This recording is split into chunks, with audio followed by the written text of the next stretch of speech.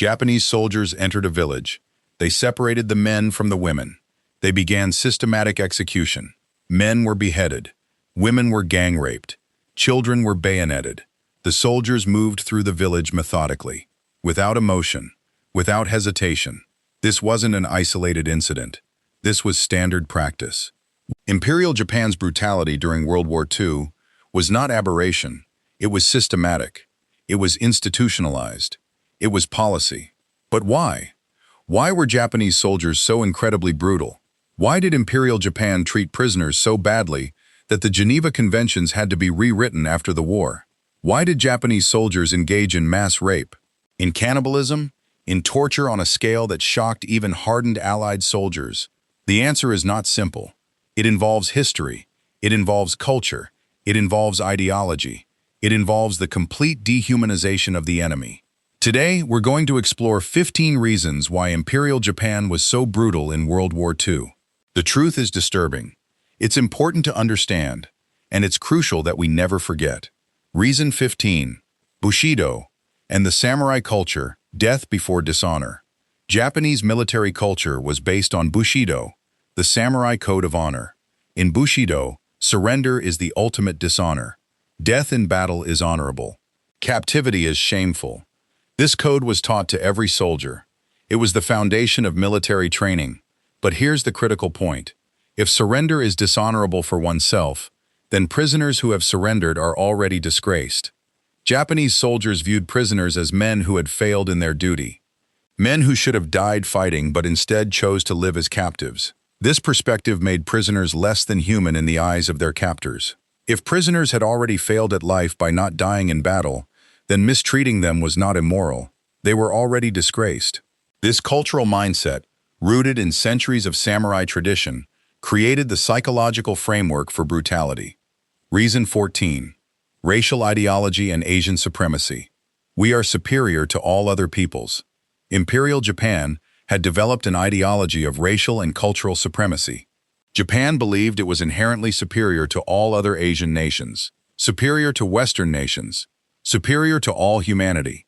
This ideology was called the Greater East Asia Co-Prosperity Sphere. Japan was creating a new world order, where Japanese would be the ruling race. All other peoples would be subordinate, would serve Japanese interests, would be treated accordingly. Chinese were seen as less developed. Filipinos were seen as primitives. Americans and British were seen as decadent Westerners. This racial ideology meant that brutality toward non-Japanese was justified. It was the natural order. If Japan was superior, then other peoples had no right to resist.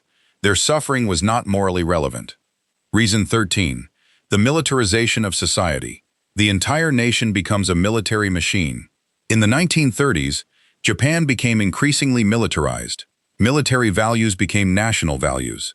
Military leaders became national leaders. Military objectives became national objectives. The military controlled education. The military controlled media. The military controlled government. By the time World War II began, Japan was not a nation with an army. It was a military dictatorship. All of Japanese society was mobilized for war. All Japanese resources went to war. All Japanese people were soldiers, whether uniformed or not. This total militarization meant that civilian values were subordinated to military values. The military could do whatever it wanted. There was no civilian oversight. There was no moral restraint. The entire nation's resources and ideology were directed toward supporting military brutality. Reason 12. Emperor worship and divine authority. The emperor is a god. The emperor was considered divine, not metaphorically, literally divine. Japanese soldiers were taught that the emperor was a god in human form, that serving the emperor was serving divinity. Orders from commanders were considered orders from the emperor himself. They were sacred. They could not be questioned. This divine authority removed moral restraint. If the emperor commanded brutality, then brutality was not immoral. It was divine will. Japanese soldiers could commit atrocities and believe they were fulfilling a sacred duty. The emperor's divinity created a psychological framework where war crimes became acts of piety. Reason 11. Dehumanization of the enemy. They are not fully human. Japanese propaganda systematically dehumanized the enemy. Chinese were portrayed as vermin. Americans were portrayed as devils. Allied soldiers were portrayed as subhuman. This dehumanization made killing easier, torture easier, brutality easier. If the enemy is not human, then treating them brutally is not morally wrong. Japanese soldiers were taught that the enemy deserved no mercy, that compassion for the enemy was weakness. The systematic dehumanization created soldiers who could commit atrocities without psychological distress. They were not murdering humans. They were exterminating pests. Reason 10. Lack of international accountability. No one can stop us. Japan knew that it might lose the war militarily, but it believed it could avoid accountability for war crimes. There were no international mechanisms for prosecuting war crimes. No international courts. No established precedent. Japan believed it could commit whatever brutalities it wanted and never face consequences. This sense of impunity encouraged brutality. Without fear of punishment, without moral restraint, without international oversight, soldiers were free to be as brutal as they wished. Reason 9. Inadequate supply lines and desperation. We are starving, so we take what we need. Japanese armies were often undernourished and undersupplied. Supply lines were long. Supplies were limited. Soldiers were hungry. This desperation led to brutality against civilians. Japanese soldiers would loot villages for food. If resistance occurred, they would slaughter the population. The desperation also meant that prisoners were not fed. Prisoners would starve alongside soldiers. The failure to supply Japanese armies adequately created a situation where brutality became necessary for survival. Soldiers would steal from civilians, would rape to humiliate enemies, would torture to extract information about food supplies. Reason 8.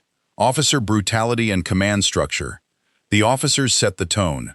Japanese military officers were brutalized by their superiors, beaten regularly, humiliated. This brutalization was part of military training. It was supposed to create discipline. Instead, it created a cycle of brutality. Officers brutalized by their superiors brutalized their subordinates. Subordinates brutalized prisoners. The brutality flowed downward through the command structure. A soldier who had been beaten by his sergeant would beat a prisoner. The entire military system was built on brutality. It started at the top and flowed downward. Reason 7. Propaganda and patriotic fervor. Brutality is patriotic service. Japanese propaganda portrayed brutality as patriotic duty. Killing the enemy was serving Japan. Torturing prisoners was serving Japan. Raping women was serving Japan. Soldiers who committed atrocities were celebrated as heroes. This propaganda created a situation where soldiers competed to be the most brutal. Who had killed the most enemy soldiers? Who had tortured prisoners most effectively? Who had committed the most atrocities? Brutality became a measure of patriotism, a measure of military effectiveness, a measure of devotion to the emperor. Reason 6. Contempt for the Geneva Conventions. These rules don't apply to us. Japan did not ratify the Geneva Conventions. Japan refused to acknowledge international rules of war, refused to acknowledge the rights of prisoners. Japanese military leadership viewed the Geneva Conventions as Western weakness, as evidence of Western moral degeneracy. Japanese soldiers were taught that these rules did not apply to them. They were taught that brutality was acceptable, that prisoners had no rights. This explicit rejection of international law gave soldiers permission to be brutal. Reason 5. Racist hierarchy and colonial ambitions. These lands are meant to be ours. Japan viewed itself as destined to rule East Asia. Weaker peoples would be subordinated. Their resources would be extracted. They would be used as labor. This colonial mindset meant that brutality was normal. It was the natural order of conquest. Japanese soldiers treated conquered peoples the way colonial powers treated conquered peoples. But Japanese brutality exceeded colonial brutality because Japan believed it was not merely conquering, but creating a new racial order. The hierarchy was racial. Japanese at the top, all others subordinate. Brutality reinforced this hierarchy. It showed conquered peoples their place. Reason 4. The influence of military hardliners. Moderation is betrayal. In the Japanese military, hardline factions exerted enormous influence. These hardliners believed that any moderation in military conduct was betrayal. Any compassion for prisoners was weakness. Any concern for civilian casualties was defeatism. The hardliners would purge moderate officers, would prevent any restraint. This factional conflict meant that the brutal faction always won. Moderation was suppressed. Officers who attempted to prevent atrocities would be removed from command. The military system was rigged toward brutality, toward extremism. Reason 3. Psychological distance and cultural alienation. We don't understand these people. Many Japanese soldiers were culturally and linguistically isolated from the peoples they conquered. They didn't speak the language. They didn't understand the culture. They viewed conquered peoples as fundamentally alien. This cultural alienation made brutality easier. It's harder to rape someone whose language you understand, whose culture you respect, whose humanity you recognize. But if someone is utterly alien, if you don't understand them, if their humanity seems foreign, then brutality becomes psychologically easier.